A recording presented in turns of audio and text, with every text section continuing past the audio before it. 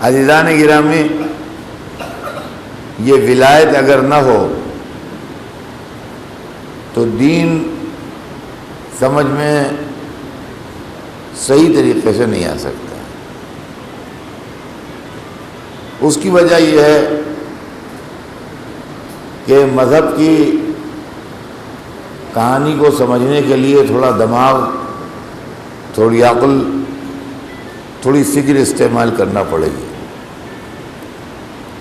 اللہ نے ہمیں بنایا ہے، ہم کردار و عمل کی ایک مشین ہیں، کیریکٹر کی ایک مشین ہے۔ ہم سے اچھائیاں بھی ہوتی ہیں، ہم سے برائیاں بھی ہوتی ہیں، ہم غلطی بھی کرتے ہیں اور ہم صحیح بھی رہتے ہیں، دونوں صورتیں ہیں۔ اللہ نے اس انسان کو ایک بڑی پیچیدہ اور بڑی سافسٹیکیٹڈ مشین کی شکل میں بنایا ہے، اور آپ یوں سمجھ لیجئے کہ دنیا میں جتنی مشینیں بنی ہیں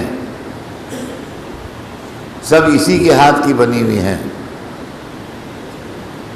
کوئی نہ فرشتوں نے بنا کے بھیجی ہے کہ کہا جائے یہ مشین کمپیوٹر فرشتوں نے بنایا ہے، بہت سپر کمپیوٹر ہے، نہ جنوں نے کوئی مشین بنائی ہے کہ ان کا یہ ہوائی جہاز جنوں کا بنایا ہوا ہے، ذرا فاسٹ چلتا ہے۔ یہ جتنی مشینیں ہیں سب انسان نے بنائی ہیں، گویا انسان ساری مشینوں کی ماں ہے، ساری مشینیں اس کے بچے ہیں اور یہ ساری مشینوں کی ماں ہے۔ تو عزیزان گرامی، یہ نقطہ ذہن میں رکھیے گا کہ جب آپ کوئی بھی چھوٹی موٹی مشین جو گھریلو یوز کی ہوتی ہیں خریدنے جاتے ہیں، ایک ٹیپ ریکارڈر خریدنے گئے، ایک کیمرہ خریدنے گئے، ویڈیوگرافی کیمرہ خریدنے گئے، ایک فریج خریدنے گئے یا ٹی وی خریدنے گئے، واشنگ مشین خریدنے گئے، وہ جو گھریلو استعمال کی مشینیں ہوتی ہیں، تو کمپنی والا اس کے ساتھ میں ایک کتاب بھی دیتا ہے، سمجھیے آپ۔ اور یہ کتاب اس لیے ہوتی ہے کہ اس میں لکھا ہوتا ہے کہ یہ مشین کیسے یوز کی جائے، یہ مشین کیسے یوز کی جائے، اور جس کمپنی کی مشین آپ لیں گے وہی کمپنی کتاب بنا کے دیتی ہے، دوسری کتاب کمپنی کا نہیں بناتی ہے۔ اگر آپ نے مرفی کی مشین لی ہے تو کتاب بھی مرفی والے دیں گے، اور اگر آپ نے پیناسونک کی مشین لی ہے تو کتاب بھی پیناسونک والے دیں گے۔ فرمایا ہم نے یہ ممکن نہیں ہے کہ مشین مرفی کی ہو کتاب پیناسونک کی ہو، جو مشین ہوگی جہاں کی وہیں کی کتاب ہوگی۔ کتاب میں کیا لکھا ہوگا کہ اس مشین کو کیسے آپریٹ کیا جاتا ہے۔ کہیں 110 چلتا ہے پاور، کہیں 220 چلتا ہے، 110 والی 220 پہ لگا دیے جل جائے گی، 220 والی 110 پہ لگا دیے جل جائے گی۔ ہمیں لکھا ہوتا ہے کتنے پاور پر لگائیے اس کو، کیسے استعمال کیجئے، کیسے اس سے آپ زیادہ فائدہ اٹھا سکتے ہیں، کیسے آپ اس کو نقصان سے بچا سکتے ہیں۔ بس جس طریقے سے مشین بنانے والا ہی کتاب بناتا ہے، ویسے ہی اللہ نے یہ انسان کی مشین بنائی ہے، اس کے لیے دین بھی وہی بنائے گا، دوسرے کو حق نہیں ہے بنانے کا۔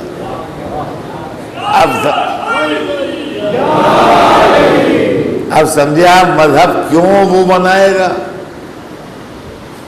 ہم جو کہتے ہیں رہبر وہ منتخب کرے گا، امام وہ منتخب کرے گا، رسول وہ منتخب کرے گا، نبی وہ منتخب کرے گا، ولی وہ منتخب کرے گا، کاہے کو منتخب کرے گا؟ ہم کیوں نہیں کریں گے؟ ہم نے اگر مشین بنائی ہوتی تو کتاب بھی ہم بناتے. جب مشین اس نے بنائی ہے تو کتاب بھی وہی بنائے گا, قانون بھی وہی بنائے گا. اب صاحب ہم مشین خریدنے کے لیے چلے, ہم نے کہا ہمیں ایک ویڈیوگرافی کیمرہ چاہیے تو ہم لے لیں. تو ہمارے دوست نے کہا کہ دیکھیے ہم نے مرفی کیمرہ لیا تھا بہت عمدہ, اور 10 برس ہو گئے لیے کو ہمیں, آج تک ویسے ہی چل رہا ہے جیسا لیا تھا, اور کوئی خرابی اس میں نہیں ہوئی ہے. ہم آپ مشورہ دیتے ہیں مرفی والا کیمرہ لائیے گا, بہت مضبوط بہت عمدہ ہوتا ہے اور اس میں کوئی شکایت نہیں ہوتی ہے. ہم نے کہا اچھی بات. جا کے بازار سے مرفی والا کیمرہ لے آئے, اور کتاب بھی اس نے دی تھی, وہ لاتے میں کہیں گر گئی. تو ہم نے کوئی بات نہیں ہے, ہم اپنے دوست سے کتاب منگوا لیں گے, اس کے یہاں تو ہے, اس کو دیکھ کے اس کو آپریٹ کریں گے. جب لڑکے کو بھیجا ان کی کتاب بھیج دیجیے, ہماری کتاب کہیں گر گئی ہے, تو ان کا ابا سے کہنا کہ وہیں سے جا کے دوسری کتاب لائیں, ہماری کتاب سے وہ آپریٹ نہیں ہوگا. کہا ہے تو ایک ہی کمپنی کی, کہا اس سے کچھ نہیں ہوتا, ہمارے پاس ہے آج سے 10 برس پہلے کا ماڈل اور آپ لائے ہیں ابھی کا ماڈل, لہذا پرانا ماڈل جو ہے وہ پرانی کتاب سے آپریٹ ہوگا, نیا ماڈل نئی کتاب سے آپریٹ ہوگا, یہ اس سے نہیں آپریٹ ہوگا, لہذا وہیں سے کتاب لائیے. اب سمجھے آپ کہ ہم لوگ تورات و انجیل سے کیوں آپریٹ نہیں ہوں گے؟ یہ نیا ماڈل ہے. صلوات بھیجتے ہیں محمد.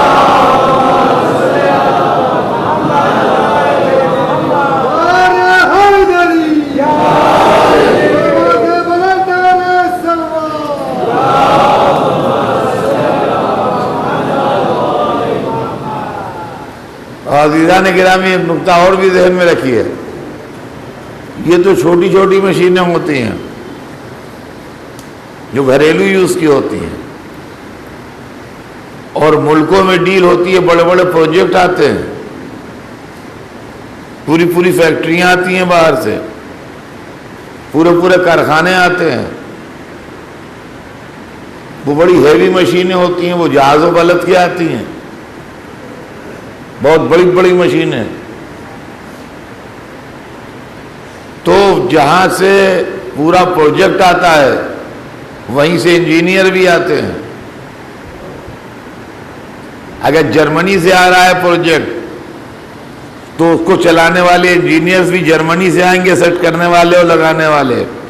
اگر امریکہ سے آ رہا ہے تو انجینئر بھی امریکہ سے آئیں گے, اگر برٹن سے آ رہا ہے تو انجینئر بھی برٹن سے آئیں گے.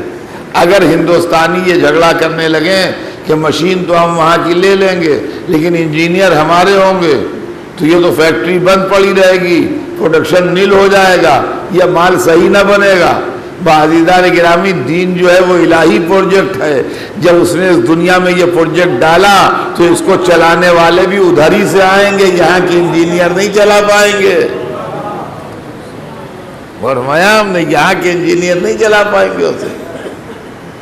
اور اگر یہی ضد ہوئی کہ نہیں چلائیں گے یہیں کے, تو معلوم ہے فیکٹری لگی ہوئی ہے, پروڈکشن نہیں ہے, یا ہے تو گڑبڑ ہے, صحیح نہیں ہے. اس لیے کہ وہ انجینئر جو جانتے ہیں اس کو اچھے طریقے سے وہ استعمال نہیں کر رہے ہیں, اسے بنا نہیں رہے ہیں. عزیزان گرامی, اسلام میں بھی یہی ہوا کہ دین ادھر کا تھا, ان کا چلائیں گے ہمارے انجینئر. نتیجہ یہ ہوا کہ ویسے مسلمان نہ بنے جیسے بننا چاہیے تھے, اور اگر کچھ ناتجربہ کاروں نے چلایا بھی تو دہشت گردوں جیسے بننے لگے. صلوات بھیجتے ہیں محمد.